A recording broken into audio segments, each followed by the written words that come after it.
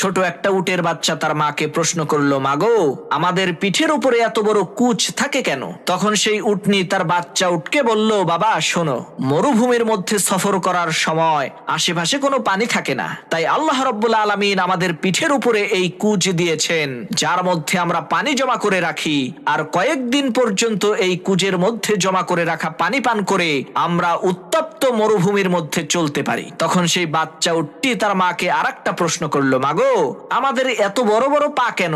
তখন সেই মা উটনিটি বলল, বাবা, আমাদেরকে মরুভূমির মধ্যে অনেক দূরে দূরে সফর করতে হয়, তাই আল্লাহ রাব্বুল আলামিন আমাদেরকে বড় বড় পা দিয়েছেন, যাতে আমরা খুব দ্রুতই রাস্তা অতিক্রম করতে পারি। তখন বাচ্চা উটটি বলল, মা, বুঝতে পেরেছি, এখন বলো আমাদের চোখের সামনে এত বড় বড় পাপড়ি কেন?